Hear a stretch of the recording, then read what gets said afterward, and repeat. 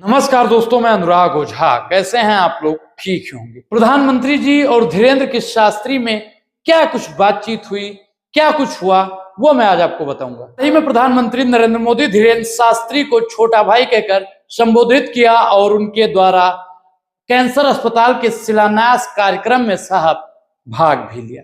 प्रधानमंत्री नरेंद्र मोदी का यह कदम साहब क्या दर्शाता है कि सरकार धार्मिक नेताओं और हिंदुत्व प्रचारकों का समर्थन कर रही है।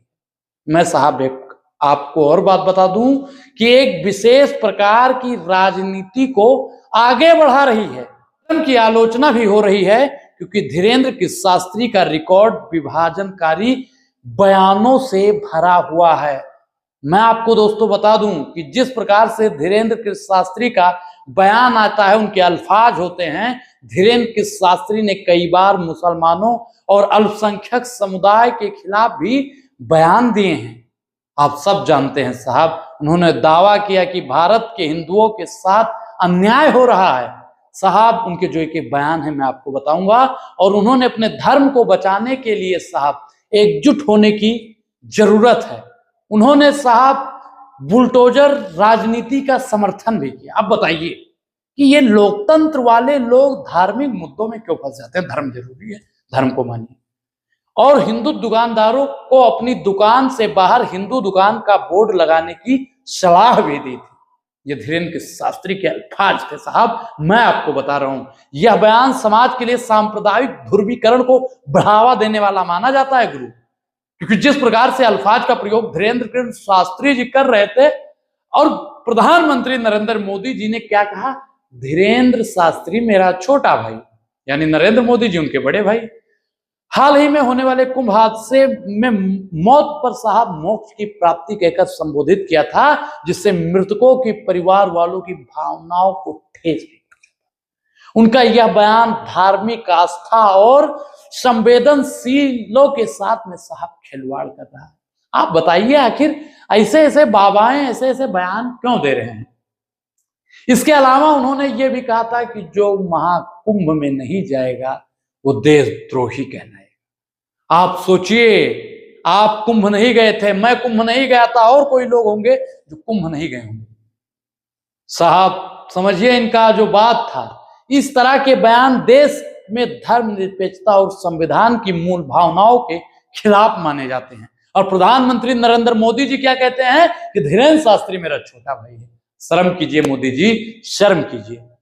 प्रधानमंत्री नरेंद्र मोदी ने धीरेंद्र शास्त्री के साथ मंच भी साझा किया, और सार्वजनिक रूप से उनका सम्मान करना यह दर्शाता है कि सरकार उन धार्मिक प्रचारकों को बढ़ावा दे रही है।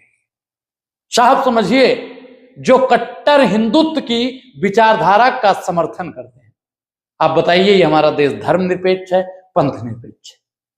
आप किसी के साथ मंच साझा कीजिए, मुझको दिक्कत नहीं है, लेकिन जो सच्चाई है वो मैं आपको बता दूं। यह कदम बहुसंख्यकवाद की राजनीति को और हिंदुत्व राजनीति को अधिक मजबूत कर सकता है और हिंदू मुस्लिम विभाजन को गहरा असर दे सकता है। आप बताइए गुरु कि ऐसा क्यों हो रहा है इस देश में? कब तक इस तरह का गोलमाल गोलमाल गोलमाल गोलमाल चलता रहेगा? सरकार द्वारा धार्मिक अनुष्ठानों का राजनीतिकरण करने का संकेत मिलता है, और आने वाले समय में धार्मिक ध्रुवीकरण साहब होकर ही रहेगा, क्योंकि धार्मिक ध्रुवीकरण की राजनीति और अधिक तेज हो रही है, क्योंकि धीरेंद्र शास्त्री की लोकप्रियता और प्रधानमंत्री नरेंद्र मोदी का समर्थन उनकी राजनीति में साहब और सामाजिक तनाव और भी बढ़ रहे हैं। साहब आपको मैं बताऊं कि जिस प्रकार से राजनीतिक तनाव बढ़ रहे हैं, जिससे उनकी विचारधारा को अधिक प्रभाव मिल सकता है। भारतीय जनता पार्टी को तो साहब फायदा है इससे, लेकिन जो सामाजिक दृष्टि से देखा जाए तो कितना सही है, कितना गलत है। क्या प्रधानमंत्री नरेंद्र मोदी जी को छोटा भाई बड़ा भाई बनने की जरूरत थी? तो छोटे मियां बड़े मियां हो गए।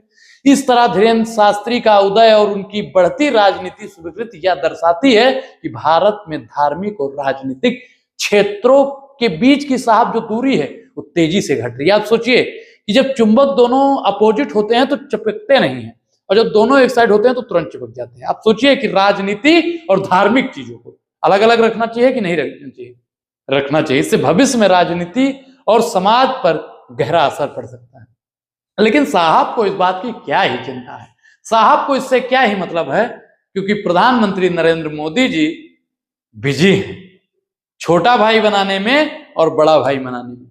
आखिर इनका संबोधन क्या कहलाता है, आखिर ये कहना क्या चाहते हैं, सुनना क्या चाहते हैं? इस पूरी बातचीत पर आपकी क्या प्रतिक्रिया है? अपनी प्रतिक्रिया जरूर दें। बहुत बहुत धन्यवाद।